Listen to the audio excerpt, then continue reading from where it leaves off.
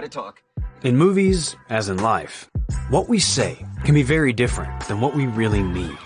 I love my job, I love my job, I love my job. This is called subtext, the hidden current flowing underneath our daily conversations and actions. But what's there tells a story if you read between the lines. It is also the key to writing nuanced character behavior and layered dialogue. And you will atone. Am I getting through to you, Mr. Beale? In this video, we'll uncover the strategies and mechanics of how to write it. Welcome to this episode of Page to Picture, Writing Subtext. And you better get started.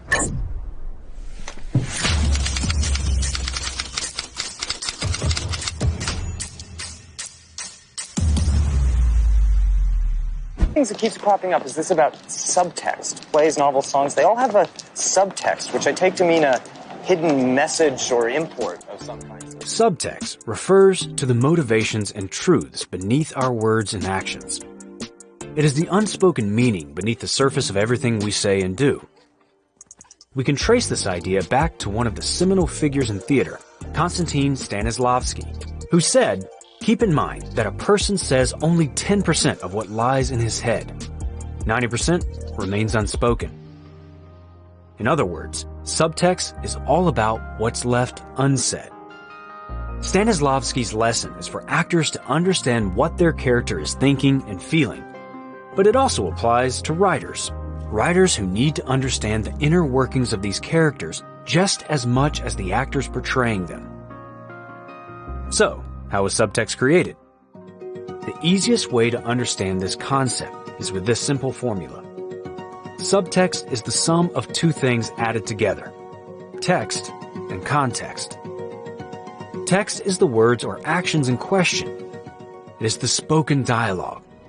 They are coming. Or it is the action performed. By themselves, these words and actions have meaning. I really hate you. But there can also be a secondary meaning underneath it. The subtext. For example, in The Princess Bride, Wesley uses a specific phrase to hide his true feelings for Buttercup. As you wish, as you wish, as you wish. The text is, "as you wish," but the subtext is, "I love you." You can die too for all I care. Oh! As you wish. Oh, my sweet Wesley. What have I done? Ow. Context is everything around the text. The external circumstances or situations that also inform the ultimate meaning of the subtext. For example, these scenes have the same text, drinking tea. But since each scene has a different context, they have a different subtext, like conformity, romance, danger, or rebellion. Understanding this relationship between text and context is vital when writing subtext. But why is subtext so important? If everything is surface level, there is no depth to the material. Nothing to explore or discover. How much is it? It'll be $18. Here you go. Keep the change. Hi, doggy. You're my favorite customer. Thanks a lot. Bye. Bye-bye. Subtext creates layered and complicated characters, and it gives the audience something to decode.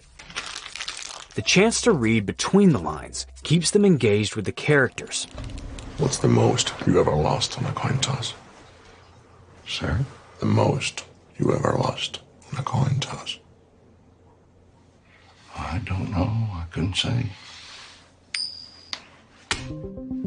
Now, there are three main ways to create subtext in a screenplay. Let's start with the most direct: dialogue. Perhaps the best way to illustrate subtext in dialogue is to start without it. How are you? A little frustrated at the moment. Also equally depressed and pessimistic about our date tonight. Sure. I'm Anna. Come on in. It's not a rule that all dialogue needs to be layered. You're such a dick! Every day I wake up and I hope you're dead. Dead like if I could guarantee Henry would be okay. I'd hope you get an illness and then get hit by a car and die. Being direct is an equally valid option, something writer Martin McDonagh knows quite well. Dixon, you soul, I'm in the middle of my Easter dinner. Sorry, kids. We can see this in his script for The Banshees of Inisherin. After a few minutes of Padraig guessing why his best friend is acting cold towards him. Have you been rowing? We haven't been rowing. I don't think we've been rowing. Have we been rowing? Colum just comes right out and says it. I just don't like you no more. You do like me. I don't. You liked me yesterday. Oh, did I? Yeah. I thought you did. Writers like Yorgos Lanthimos strip their dialogue of subtext to create a stylized effect.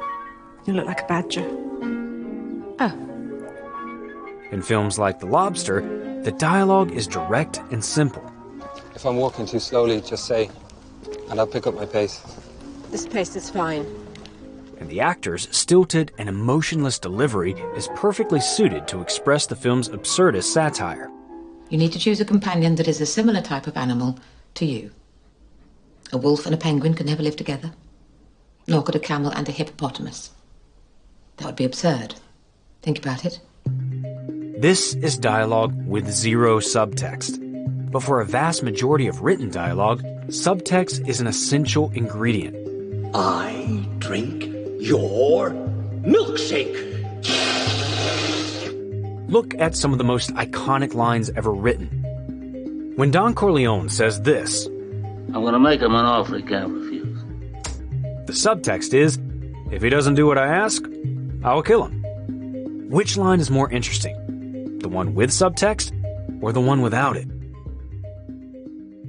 The ending of Chinatown includes this cryptic line.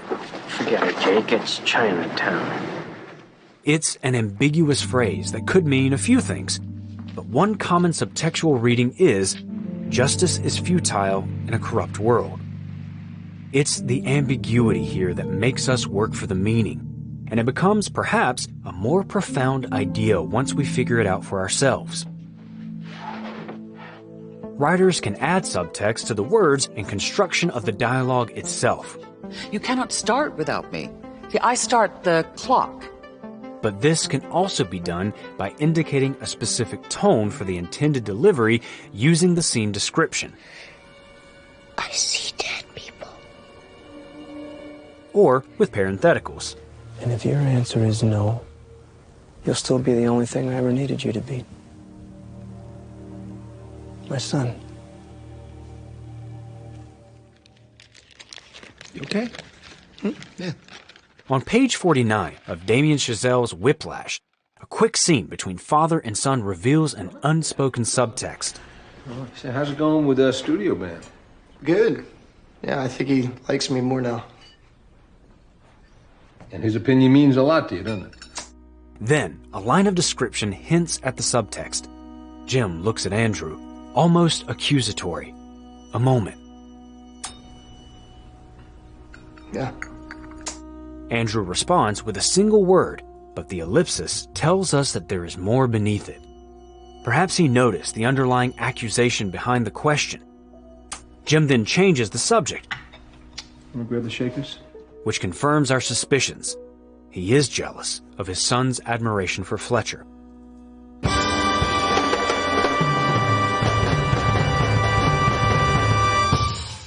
Like the scene description, parentheticals can help target a specific line for subtext. Mrs. Robinson, you're trying to seduce me. Aren't you?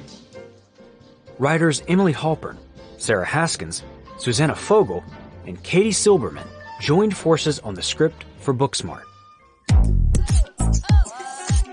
After a quick introduction to our two leads, Molly and Amy, their interaction with Principal Brown tells us a lot about their reputation at the school. That's it. Signing off. Go Crockett's. Boom. Principal Brown. Before his response, we get a quick, succinct parenthetical that simply says, "Kill me." Let's see how this manifests in Principal Brown's dialogue. Oh. Hi, Molly, Amy. What's shaking? First, the exasperated groan, and then a shift into forced politeness. When writing subtext in dialogue, consider these tips. What's a bad miracle? Less is more. Remember, 90% of what we think and feel is left unsaid. Interesting, natural-sounding dialogue should do the same. All right, then, keep your secrets. Dialogue isn't the only outlet to explain what's under the surface. Use the scene description or parentheticals to give the actor subtextual clues to inform their tone and delivery. Hey, wait, let's just sit with what we heard. Are you serious? Well, we don't have to constantly be entertaining ourselves, do we? But subtext isn't confined to dialogue alone. A character's actions and behaviors allow writers to include nuance in their storytelling. As the saying goes, actions speak louder than words. This is a fitting mantra when it comes to writing subtext. When words don't suffice, a character's actions will speak for them.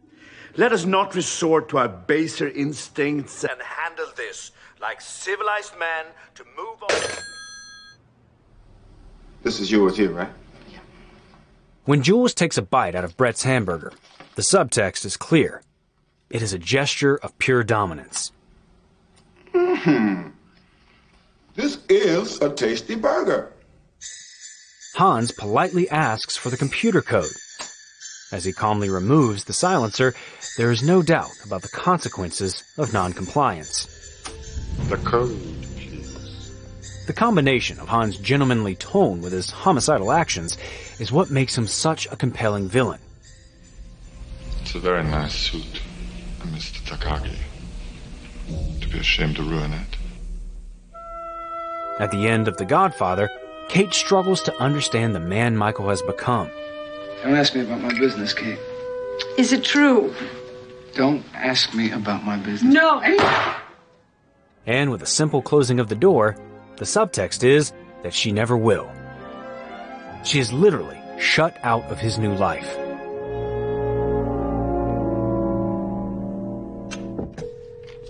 On page 11 of David Koepp's script for Panic Room, Sarah tries to pour herself some more soda, but Meg stops her. Hey. Enough. Sarah sees her mother struggling with her recent divorce and voices her support. Don't.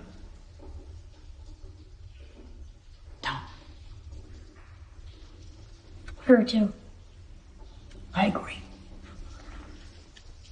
But don't. And then Meg herself pours the soda.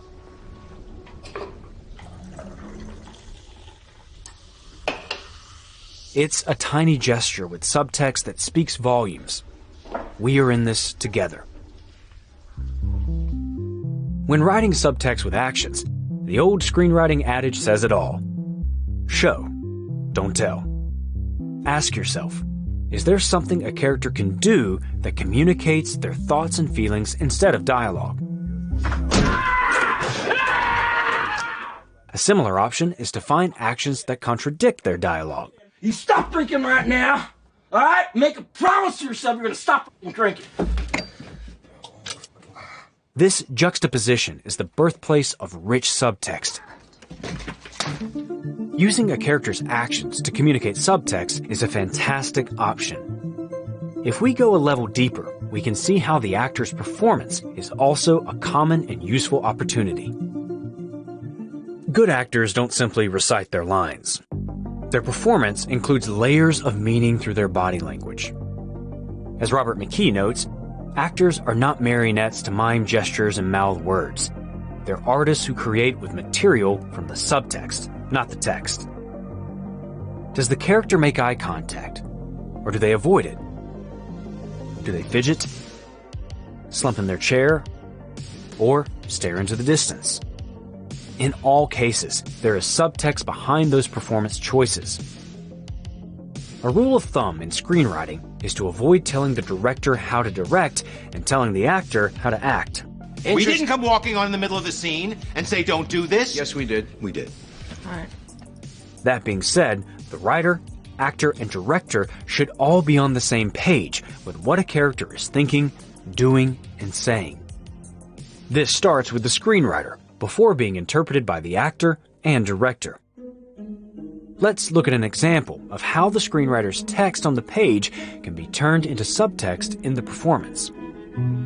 Consider this scene from Moonlight on page 87. Black and Kevin haven't seen each other in years, and underneath their reunion is tension and nervousness. What's up, kid? Hell, man, what you doing down here? I mean, it's...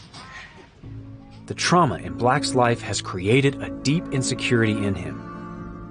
Notice how screenwriter Barry Jenkins describes this internal conflict, when all of his instincts tell Black to leave before he gets hurt again. Kevin is nowhere to be found. There's nothing between Black and the door. The door. That's the text, simply written but evocative. Writers like Jenkins understand how to give the actor just enough to allow their performances to shine. Now, let's see how the subtext manifests in the performance.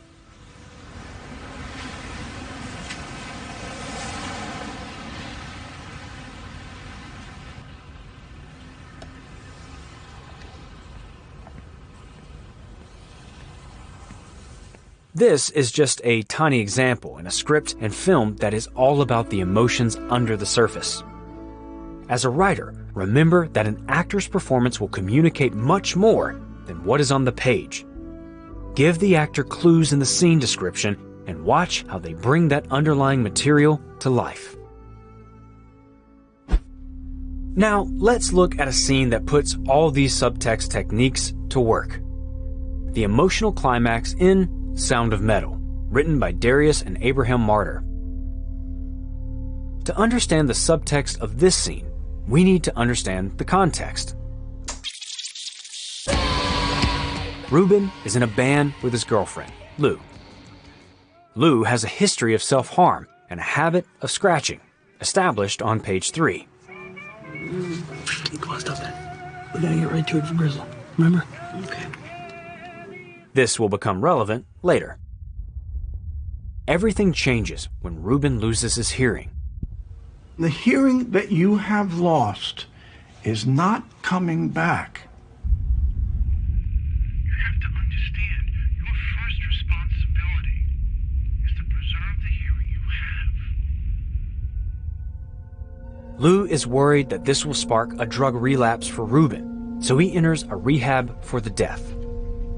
In the process, the band and their relationship dissolve. But they both grow and change while apart. Near the end, on page 82, they reunite, and Ruben notices the positive change in her. They look different. Whoa, no scratching, huh? Oh, yeah. That's good.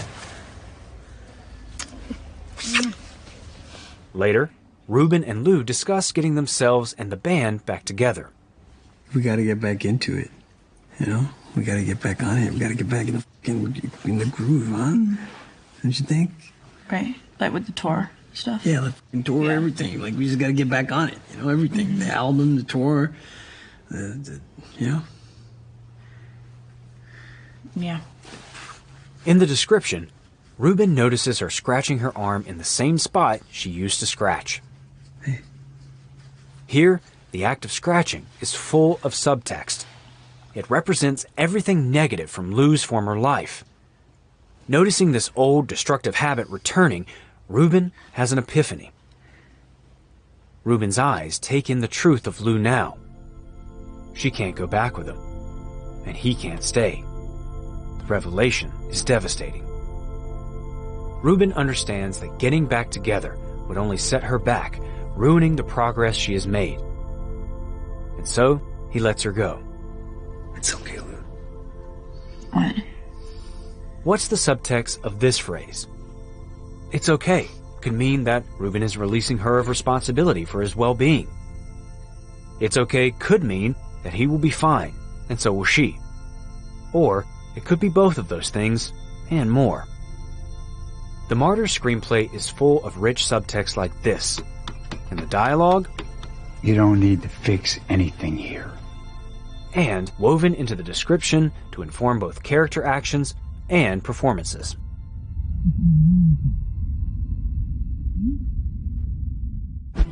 Louis, I think this is the beginning of a beautiful friendship. Subtext is one of the greatest tools to make dialogue interesting. I do wish we could chat longer, but I'm having an old friend for dinner. It also allows the audience to see through the surface-level meaning of words and behaviors to get to the hidden truths underneath. You look like you're having a rough morning. Ding, ding, ding! What do we have for her, Johnny? Through this process, we can understand these characters on a deeper level, where empathy is born.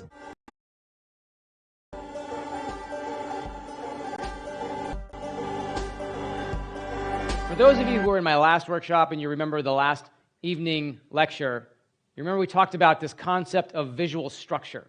We talked about how any image can be broken down into its 7 core visual components, and that by controlling these components, you can control the amount of visual conflict that the scene has. And by doing that, you can parallel the visual story with the narrative story.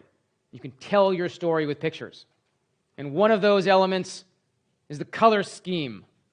You can tell your story through a color scheme.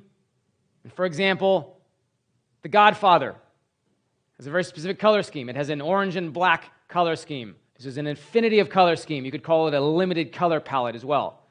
And if you look at The Godfather, the whole movie is orange and black. And all of the production design and the way they've shot it, lots of orange and black shots. And not just the color orange, but literally there are lots of oranges in The Godfather. Believe it or not, the orange, the fruit, is used to foreshadow death in The Godfather. So maybe you're thinking, okay, but hey, it was the 70s. I mean, you know, he was doing some wacky thing. So let's look at another very similar example from another more recent gangster film. This one is called The Departed by Martin Scorsese. And in this one, X marks the spot. Scorsese adds a subliminal, sometimes not so subliminal, X to foreshadow death throughout the film. Once you know it's there, you start seeing it everywhere. X's all over the movie. He's foreshadowing death. He's also referencing one of the original gangster movies, Scarface, that did the exact same thing. Scorsese, Coppola, they're pretty old school. I mean, would anybody still do this today? Let's talk about David Fincher in this movie Fight Club. In Fight Club, David Fincher, believe it or not, has placed a Starbucks coffee cup in every single shot of the movie. Every shot, this is just 6 of them, has a Starbucks cup in it. Now he admits, sometimes it's not always visible, sometimes it gets blocked by somebody or gets covered up with another prop, but it's there. Why is he doing that? In this case, it's not so much a harbinger of death, but it's a clever stab at the way that consumerism has completely taken over our lives, which is the underlying theme of Fight Club. Now this idea of analyzing a film and figuring out what does it really mean, this used to be left to the academics, the extreme cinephiles of the salons of Paris, right? And then came the internet. And along with that, all of these Breaking Bad wikis and Reddit threads and lost podcasts. We've become an Easter egg culture.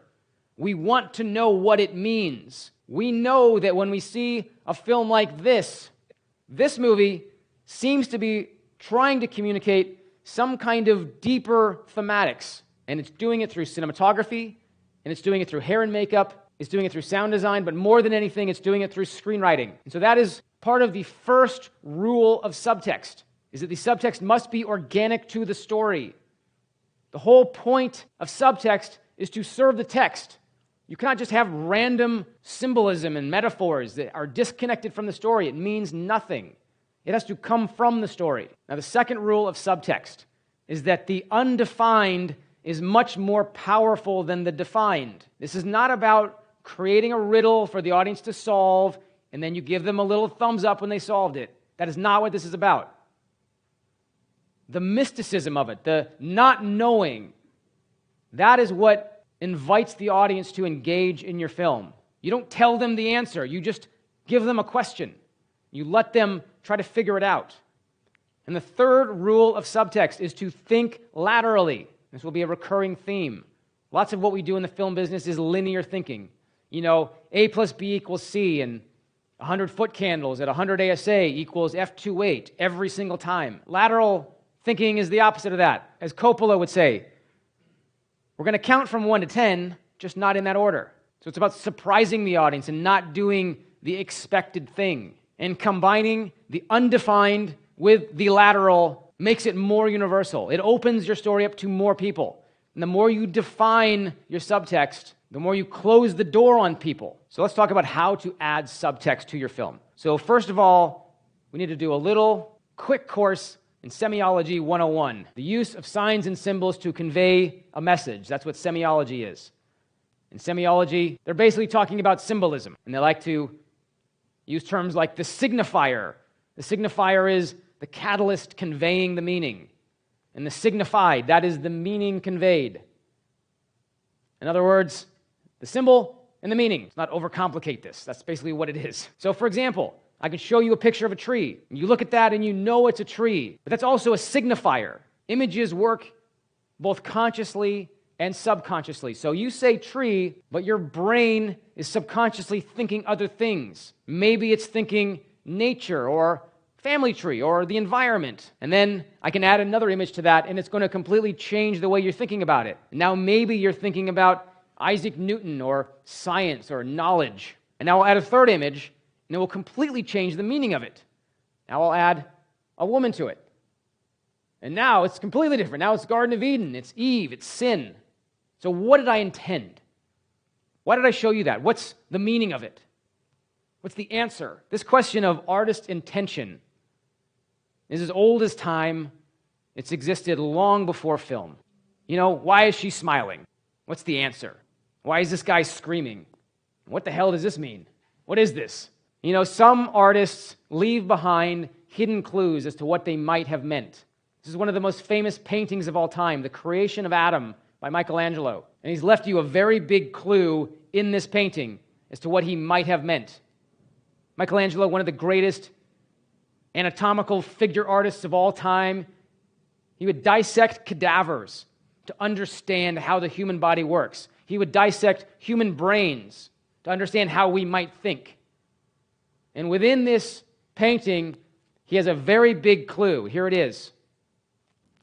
The human brain, a perfect, anatomically correct cross-section of the human brain in the place of God.